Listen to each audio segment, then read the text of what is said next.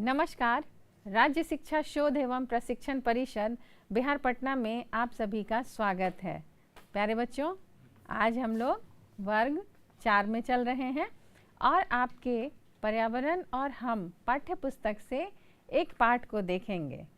बच्चों, उससे पहले आप ये बताइए कि आपके आसपास बहुत सारे ऐसे लोग हैं जो बहुत सारे कामों को करते हैं और वो हमारे मददगार होते हैं। उनको कामगार भी कहा जाता है। ये कामगार कौन लोग होते हैं, क्या आप बता सकते हैं? ये क्या करते हैं, कौन कौन से काम करते हैं?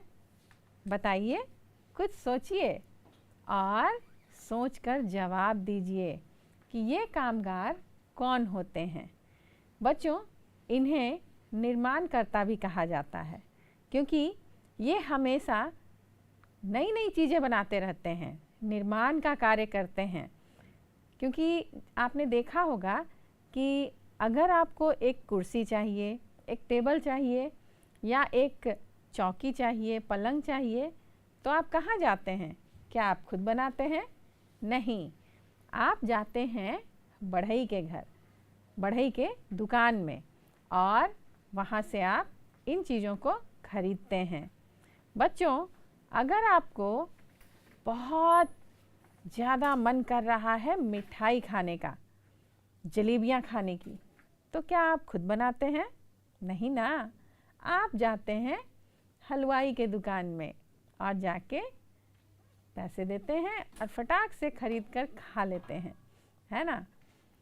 या आप कभी देखे होंगे कि जब आपको नए कपड़े खरीदने का मन होता है, माता पिताजी लेकर जाते हैं बाज़ार और कपड़े खरीदवाते हैं, तो कहाँ से खरीदते हैं आप?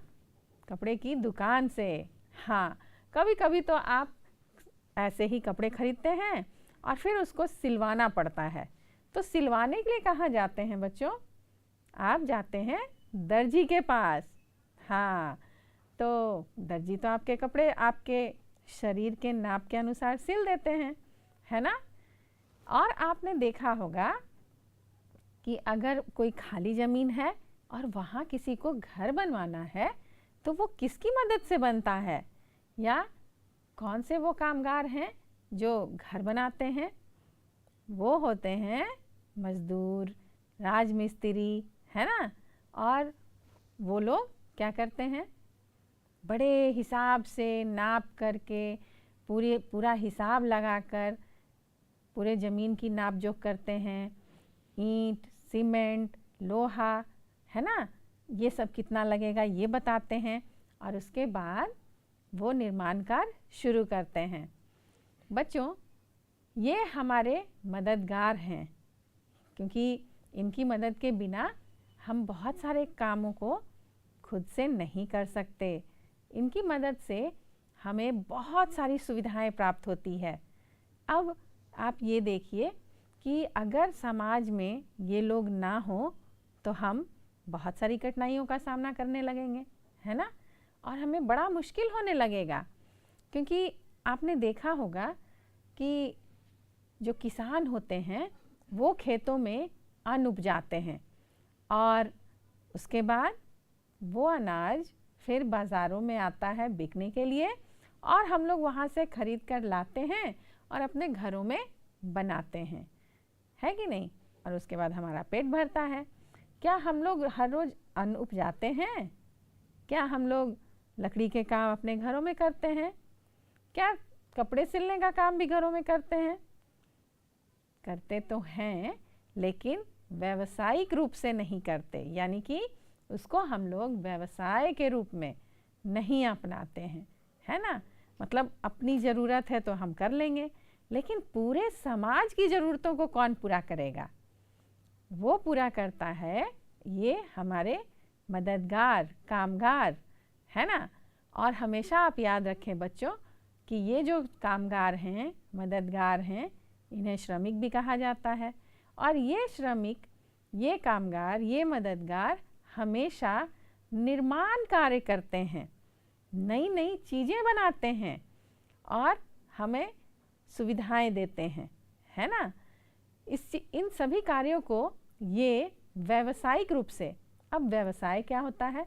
वो कार्य जिसको करने के बाद इन्हें कुछ धन लाभ प्राप्त हो, यानी कि रुपए पैसे कमाएं।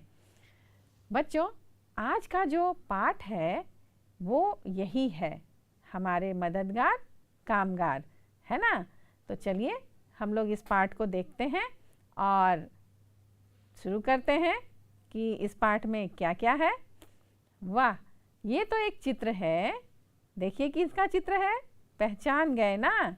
हाँ, तो चलिए हम लोग कविता यहाँ दी गई है उसको पढ़ते हैं।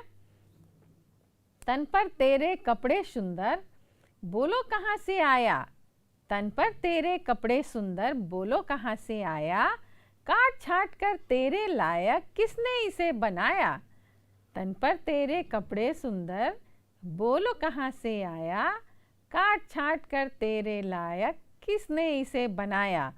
हाँ बच्चों, अभी हमने बात की थी कि जो दर्जी होते हैं वो आपके शरीर के नाप के अनुसार पूरी नाप जोख करके और उसी आकार के, आपके शरीर के आकार का, है ना, कपड़ा सिल देते हैं। ना 1 इंच बड़ा ना 1 इंच छोटा, वो कपड़े जब सिलते हैं तो बिल्कुल आपके शरीर के नाप के अनुसार, है ना?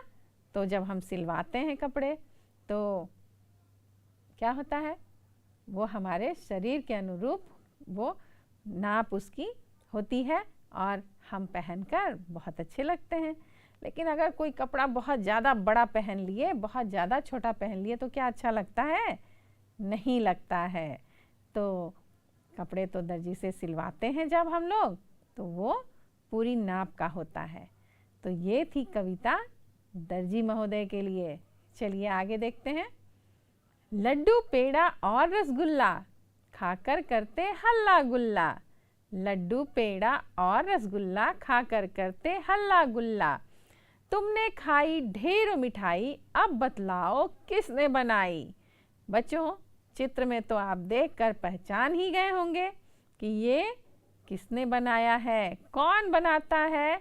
मिठाई, रसगुल्ला, लड्डू, पेड़ा और जलेबियाँ कौन बनाता है? कौन बना रहा है बच्चों? बिल्कुल सही, ये तो हैं हलवाई महोदय, है ना?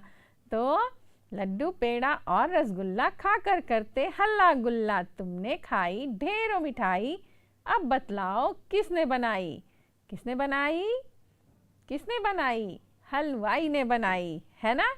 तो जब भी मिठाइयों की बात होती है मुंह में पानी आ जाता है ना? तो कौन बनाता है इसे? हलवाई, बिल्कुल सही। चलिए अब देखते हैं आगे और किसके बारे में बात की जा रही है। चूड़ी नेकलेस टीका हार, सुंदर तन सजाता कौन? चूड़ी नेकलेस टीका हार, सुंदर तन सजाता कौन? पायल बिछिया बेसर जैसा, सुंदर गहना गढ़ता कौन? बताइए बच्चों, ये गहने जो हैं वो कौन बनाता है? कहाँ जाते हैं आप गहने खरीदने? नेकलेस, टीका, चूड़ी, हार। ये बेसर क्या होता है बच्चों? बेसर होता है नाक में पहनने वाली कील, है ना? तो ये बेसर, बिछिया जो पैरों में पहनते हैं, पैरों की उंगलियों में। पायल तो आप जानते ही हैं, है ना? तो नेकलेस गले में पहनने वाला, है ना, माला। तो ये हो गया नेकलेस। टीका जो सर पे पहनते हैं, मांग टीका बोलते हैं इसको ना। हाँ, तो बताइए बच्चों, ये कौन हैं जो ये सारी चीज़ें बनाते हैं? बता सकते हैं? बताइए बताइए। ये हैं चूड़ी नेकलेस टीका हार, सुंदर तन सजाता कौन? पायल बिछिया बेसर जैसा, सुंदर गहना गढ़ता कौन? कौन कौन? ये हैं सोनार। क्योंकि आप देखे होंगे कि जब सोने के गहने बेचने वाले, चांदी के गहने बेचने वाले, उनके हम दुकान में जाते हैं तो उनको कहते हैं सुनार, और वही ये सारी चीज़ें बनाते हैं और हम लोग वहाँ जाकर खरीद लेते हैं, है ना? हाँ, तो देखिए आगे चलते हैं। जिस मेज पर लिखते तुम, खाट पलंग पर सोते तुम। जिस मेज पर लिखते तुम, खाट पलंग पर सोते तुम, इनको कौन बनाता है, इसका नाम सुझाओ तुम। इनको कौन बनाता है, इसका नाम सुझाओ तुम। चित्र देखकर आप समझ ही गए हैं ये कौन है। ये हैं बढ़ई महोदय, है ना। और ये क्या क्या बनाते हैं, जितने भी लकड़ी के सामान हैं, दरवाजे, खिड़कियाँ, मेज, टेबल, चौकी, पलंग, है ना, झूला, ये सारा कुछ बनाते हैं। तो हमें जब भी इस तरह के सामानों की ज़रूरत होती है, हम लोग कहाँ चले जाते हैं बच्चों? बढ़ई की दुकान पर। तो ये तो इन्होंने भी निर्माण कार्य किया ना। ये सब क्या कर रहे हैं? बना रहे हैं, निर्माण कर रहे हैं। तो देखा आपने कि पलंग, चौकी, टेबल, कुर्सी कौन बनाता है? पहेली थी और आपने उसे सुलझाया। चित्र भी देखा आपने कि ये हैं बढ़ई महोदय। आगे देखिए बच्चों, पिछले प्रश्न पर लिखी पहेलियों को पढ़िए और इन पहेलियों में छुपे कामगारों को पहचानिए और उनके नाम लिखिए। तो हम लोग पहेली के साथ साथ उनके नाम भी जान गए। आप अपने पाठ्य पुस्तक में उनके नाम लिखिए और पहचानिए। चित्र देखकर भी आप पहचान गए, उनके कामों को देखकर भी आप पहचान गए कि ये कौन है ना। तो चलिए आगे देखते हैं। बच्चों, आपको ये बताना है कि आपके पास पड़ोस में भी बहुत सारे ऐसे कामगार होंगे और उनसे जानकारी प्राप्त कर नीचे की सारणी में आपको लिखना है। क्या लिखना है बच्चों? कामगार का नाम दिया गया है, वो किन औजारों का प्रयोग करते हैं। बताइए, कुम्हार क्या करते हैं और किस औजार का प्रयोग करते हैं। बच्चों, उसके पहले हम लोग ये जानेंगे कि अभी आपने देखा औजार, बहुत सारे बच्चे ना कंफ्यूज हो जाते हैं, यानी कि उन्हें भ्रम हो जाती है कि औजार क्या होता है, हथियार क्या होता है। कभी कभी वो औजार को हथियार भी कहने लगते हैं। तो ये गलत हो जाएगा बच्चों, क्योंकि औजार जो है वो इन कामगारों के पास होता है, मददगारों के पास होता है और वो हमेशा निर्माण कार्य करता है। औजार से हमेशा कुछ नया बनता है और कुछ नया निर्माण होता है। लेकिन जो हथियार होते हैं वो क्या करते हैं? मार काट विनाश, है ना। तो उसका उपयोग विध्वंस के लिए, यानी कि खराब करने के लिए होता है ना। तो हथियार नहीं बोलेंगे, हम लोग कहेंगे औजार। और समझ गए होंगे आप कि औजार क्या है, जिससे हमेशा नई चीज़ें बनती हैं, निर्माण कार्य होता है। और हथियार जो है वो हमेशा विनाशकारी होता है, उससे निर्माण कार्य नहीं होता है। तो ये बात आप बिल्कुल ध्यान में रखेंगे। तो आप समझ गए होंगे बच्चों कि औजार, तो आपको यही बताना है कि ये सारे जो नाम दिए गए हैं वो सब सारे लोग किस औजार का प्रयोग करके क्या क्या बनाते हैं, क्या करते हैं। चलिए हम लोग फिर से देखते हैं कि कुम्हार जो हैं वो किन औजार का प्रयोग करते हैं। लोहार किस औजार का प्रयोग करते हैं? लोहे को वो काटते हैं, ठोकते हैं, पीटते हैं, है ना। तो किस चीज़ से करते हैं आप ये जानिए। फिर मोची, मोची कौन होता है बच्चों? जो हमारे जूते बनाते हैं, है ना, जूते बनाते हैं वो हैं मोची। लोहार जो लोहे का काम करते हैं, कुम्हार जो मिट्टी के बर्तन बनाते हैं, घड़े बनाते हैं, दिया, ये सारे चीज़ों को बनाते हैं, खिलौने बनाते हैं, मूर्तियाँ बनाते हैं, है ना, कुम्हार। अब है बढ़ई। तो अभी आपने देखा कि लकड़ी के सारे काम करते हैं, वो लकड़ी की चीज़ें बनाते हैं, खिड़की, दरवाज़ा, मेज, कुर्सी, टेबल, है ना, चौकी, पलंग और भी बहुत सारी चीज़ें। और दर्जी, दर्जी के बारे में भी हम लोगों ने अभी देखा था। तो दर्जी कौन से औजारों का प्रयोग करते हैं? आपने देखा होगा कि वो मशीन चलाते हैं, कैंची से कपड़े काटते हैं, उनके पास एक इंची टेप होता है जिससे वो नाप लेते हैं, है ना। और एक होते हैं ठठेरा। तो तो ये ठठेरा कौन है बच्चों?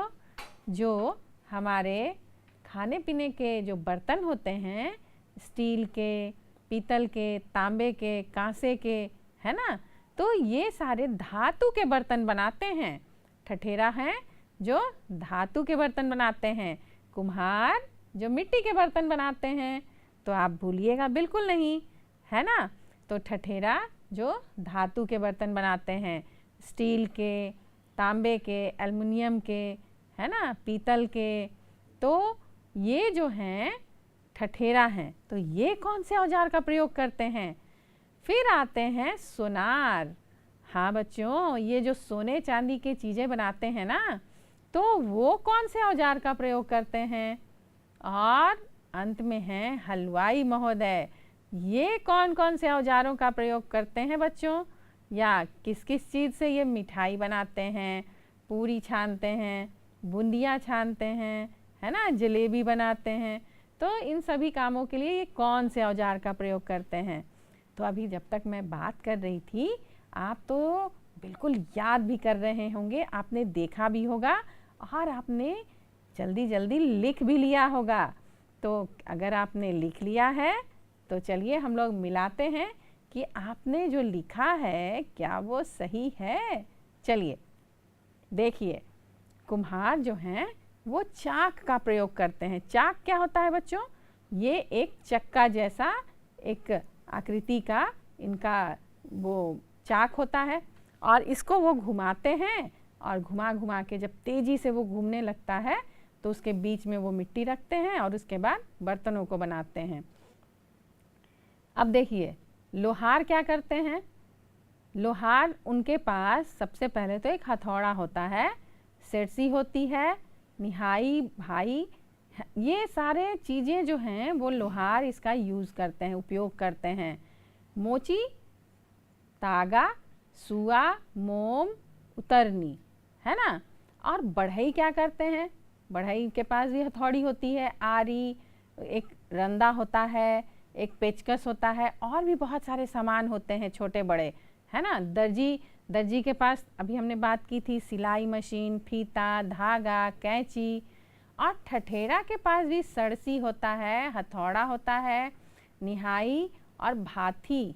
ये एक तरह का औजार है जिसमें वो धातुओं को गलाते हैं, फिर उसके बाद उसे ढालते हैं, उसके बाद आकार देते हैं, है ना। देखिए सोनार के पास क्या होता है बच्चों? एक फूकनी होती है जिससे वो फूकते हैं, हैं, और उसके जो लौ होती है, आँच होती है, उसको तेज करते हैं। हथौड़ी, एक चिराग भी होता है, देखे होगा आपने कि एक बड़ा सा दिया होता है उनके पास और बड़ी सी उसमें वो धागे डालकर एक लौ जलती रहती है और उसके बाद उससे वो फूकनी से फूंक कर चीज़ों को, छोटे छोटे चीज़ों को भी गलाते हैं। तो सुनार। उसके बाद हलवाई के पास एक चौकी होती है, कढ़ाई होती है, पतीला होता है और बेलन भी होता है, चकला होता है, बेलन होता है, छनौटा होता है, बहुत सारी चीज़ें होती हैं, है ना। तो बहुत सारी चीज़ों को उसमें से अगर आपने वो नाम लिखा है तो बहुत अच्छी बात है। आगे देखिए बच्चों, सारणी में दिए गए कामगारों के अलावा हमारे आसपास में और भी बहुत सारे कामगार रहते हैं। ये कामगार अपने काम से हमें लाभ पहुंचाते हैं।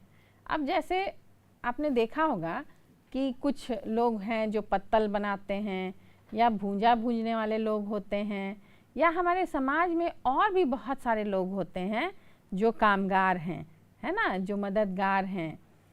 बहुत सारे लोग हैं जो साफ़ सफाई करते हैं सड़कों पे, और जहाँ जहाँ मेन होल है, जहाँ नालियाँ हैं, जहाँ गंदगी है, वो सारी चीज़ें भी साफ़ करते हैं, तो वो सफाई वाले होते हैं, है ना। तो हमारा परिवेश, हमारा शहर, हमारा गांव साफ़ सुथरा रहता है उनके कारण। बहुत सारे ऐसे लोग भी हैं बच्चों जिनके कामों को हम लोग बहुत समझते हैं कि वो बड़ा गंदा काम कर रहे हैं, लेकिन उन चीज़ों को, वो गंदगी को साफ़ करके हमारे परिवेश को साफ़ सुथरा रखते हैं।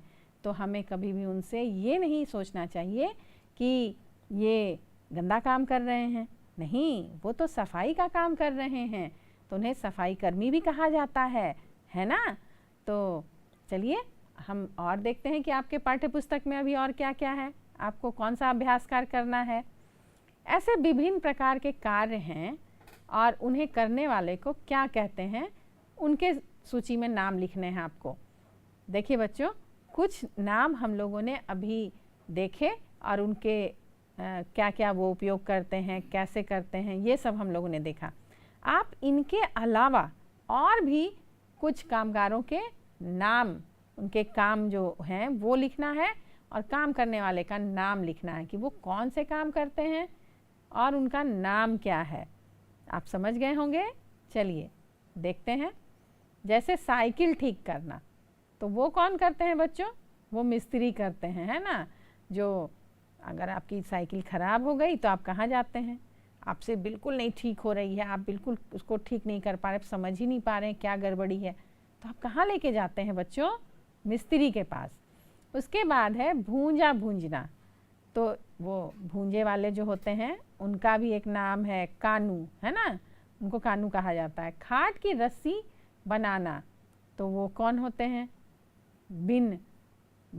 बिनाई करते हैं, है ना। घर बनाना, तो घर कौन बनाते हैं? मजदूर बनाते हैं, राजमिस्त्री बनाते हैं, है ना। चलिए आगे देखते हैं। बच्चों, कामगारों की एक दूसरे पर निर्भरता, इसका अर्थ क्या हुआ?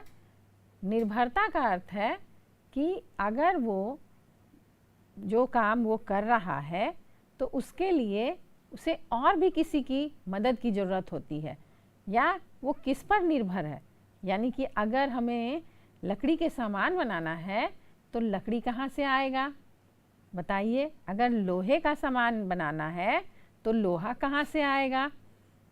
जिस तरह हम कामगारों पर निर्भर होते हैं उसी तरह कामगार भी एक दूसरे पर निर्भर होते हैं। जैसे किसान खेतों में अनाज, फल, सब्जियां पैदा करते हैं, इसके अलावा कपास, पटसन, ईख इत्यादि की भी खेती करते हैं और इनसे बहुत प्रकार की उपयोगी चीज़ें बनाते हैं। अब बताइए, कपास से क्या बनता है बच्चों? कपास से कपड़ा बनता है। ईख से क्या बनता है? ईख से चीनी बनता है, गुड़ बनता है ना। तो अगर किसान खेतों में ईख नहीं उगाएंगे तो चीनी कैसे बनेगा? चीनी बनाने वाले चीनी कैसे बनाएंगे? गुड़ बनाने वाले गुड़ कैसे बनाएंगे? और पटसन क्या होता है बच्चों? ये होता है पटुआ, पटसन, आपने देखा होगा। ये सफ़ेद रंग का रेशा होता है और इसका उपयोग किस कार्य में किया जाता है? या तो दीवालों की रंगाई पुताई में या रस्सी बनाने में। आपने रस्सी की बोरियां भी देखी होगी जिसमें आलू आता है, देखा है ना आपने? हाँ, तो ये पटसन से ही बनता है। तो इस तरह से इन चीज़ों को जो उगाते हैं, उसके बाद उगाने के बाद इससे जो बनाने वाले लोग हैं वो इसे खरीद कर ले जाते हैं और उससे बनाते हैं। तो इसीलिए कहा जाता है कि कामगार जो हैं वो एक दूसरे पर निर्भर रहते हैं। चलिए आगे देखते हैं। बच्चों, इस सारणी को पूरा करना है। क्या करना है बच्चों? किसान द्वारा उपजाई गई वस्तु और कामगार द्वारा तैयार की गई वस्तु। मतलब ये जो कामगार हैं इन चीज़ों से कुछ नया बना देते हैं। क्या क्या बनाते हैं? पटसन से क्या बना, ईख से क्या बना, सरसों से क्या बनता है, फूल, और फिर कपास से। तो आप तो जान गए होंगे। अगर आप नहीं जानते हैं तो चलिए हम लोग आगे देखते हैं कि पटसन से, ईख से, सरसों से, फूल और कपास से क्या क्या बना। देखिए, पटसन से बोरा बना, थैला, चटाई, रस्सी। अभी हमने बात की थी कि वो जो पटसन है उससे रस्सी बनाई जाती है, उससे चटाई भी बनाई जाती है। और ईख से चीनी बना, गुड़ बना, सरसों से फिर तेल बन जाता है ना। उसको सरसों की पेराई की जाती है मिल में, उसको ले जाकर और फिर वहाँ से तेल निकलता है। तो मिल वाले तो एक अलग कामगार हैं। फूल से माला तैयार होता है बहुत सारे जगहों में, या तो सजावट के लिए, भगवान की पूजा के लिए, या फूलों से इत्र भी तैयार होता है। हाँ, तो माला तैयार होता है। और कपास से कपड़े बनते हैं, धागा बनता है ना बच्चों। तो उगाया किसी और ने, फिर इसे नई चीज़ें बनाए किसी और ने, यानी कामगारों ने इसे फिर नया रूप दे दिया। तो कितना अद्भुत है ना निर्माण करना। चलिए आगे देखते हैं। इसी तरह किसानों को भी फसल उपजाने के लिए विभिन्न प्रकार के औजार, खाद, बीज और पानी की ज़रूरत होती है कि नहीं? तो ये जो औजार आप देख रहे हैं बच्चों, ये किसान अपने कामों के लिए उपयोग में लाते हैं। चलिए आगे देखते हैं। यदि इन औजारों को बनाने वाले इन्हें बनाना बंद कर दें तो एक किसान को क्या क्या कठिनाई होगी? क्या बिना कुदाल के वो खेतों को की मिट्टी को कोड़ पाएंगे? नहीं। और अगर हल नहीं चलाएंगे तो मिट्टी हल्की कैसी होगी? नहीं हो सकती है ना। हाँ, खुरपी नहीं हो तो खरपतवार कैसे निकालेंगे? तो किसानों को बिना औजार के खेती करना बहुत मुश्किल हो जाएगा और दिक्कत हो जाएगा। यदि इन औजारों को बनाने वाले ने इन्हें बनाना बंद कर दिया तो किसान अच्छे से खेती बाड़ी नहीं कर पाएगा और कुदाल खुरपी के बिना खेती करना मुश्किल हो जाएगा। अभी हमने बात की थी। हाँ, यदि किसान अनाज पैदा नहीं करेंगे तो इन औजार बनाने वालों को क्या परेशानियां होंगी? यदि किसान अनाज पैदा नहीं करें तो खाना खाने के लिए बहुत परेशानी हो जाएगी, यानी कि खाना ही नहीं मिलेगा, भोजन की कमी हो जाएगी। तो फिर हमारी भूख कैसे मिटेगी बच्चों, है ना? और खाना खाने के लिए भी नहीं मिलेगा और हम लोग बीमार पड़ जाएंगे, बहुत परेशानी में पड़ जाएंगे। इसीलिए किसानों को अनाज उपजाना तो बहुत ज़रूरी है। चलिए देखिए, अगर यदि आपके गांव में नाई नहीं हो तो क्या होगा? बच्चों, नाई क्या करता है? वो जब आपके बाल बढ़ जाते हैं तो नाई काटता है ना, बहुत तरीके से वो आपके बालों को संवार के काटता है ना। अगर खुद से काटा जाए तो जैसे तैसे कट जाएगा और ख़राब भी लगेगा। कभी कभी बहुत सारे बच्चे खुद से भी काटने की कोशिश करते हैं और चेहरा ही बिगड़ जाता है ना। तो यदि हमारे गांव में नाई नहीं हो तो हमें बाल कटवाने के लिए दूसरे गांव जाना पड़ता है, जिससे हमें बहुत परेशानी होती है। हाँ, परेशानी क्या होगी? बहुत दूर चल के जाना पड़ेगा ना। तो देखा आपने कि हमारे समाज में, हमारे आसपास, हमारे सुविधाओं के लिए बहुत सारे लोग हैं, मददगार हैं, जिन्हें हम कामगार भी कहते हैं। और बदले में ये इन सभी कामों को इन्होंने व्यवसाय के रूप में अपनाया है और बदले में हम इन्हें कुछ रुपए अदा करते हैं, रुपए देते हैं। तो इन सभी कामों के लिए वो अपने मूल्य निर्धारित करके रखा है उन्होंने, और हम लोग उस मूल्य को चुकाते हैं और उसके बाद उस सुविधा का लाभ उठाते हैं। बच्चों, ये जो हमारे कामगार हैं ये बहुत मददगार हैं और ये हमेशा क्या करते हैं? मैंने कहा था ना कि हमेशा ये निर्माण का कार्य करते हैं, नई नई चीज़ें बनाते हैं हमारी सुविधाओं के लिए। तो आज आपने इतने सारे कामगारों के बारे में जानकारी प्राप्त की। नाई, बढ़ई, लोहार, सुनार, है ना। उसके बाद और कितने सारे थे? बहुत सारे लोग थे ना, दर्जी भी थे।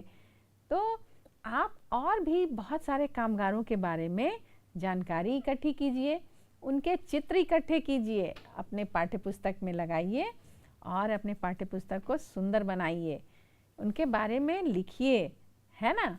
और कोशिश कीजिए कि उनके कार्यों को जानें, वो कौन कौन से औजार का प्रयोग करते हैं और किस तरह से वो अपने कार्यों को करते हैं, कितनी मेहनत से करते हैं, ये भी आप देखिए और देखकर अनुभव कीजिए। बच्चों, आज की कक्षा में इतना ही। हम लोग फिर मिलेंगे एक नए विषय के साथ, बहुत सारी जानकारियों के साथ। तब तक के लिए नमस्कार।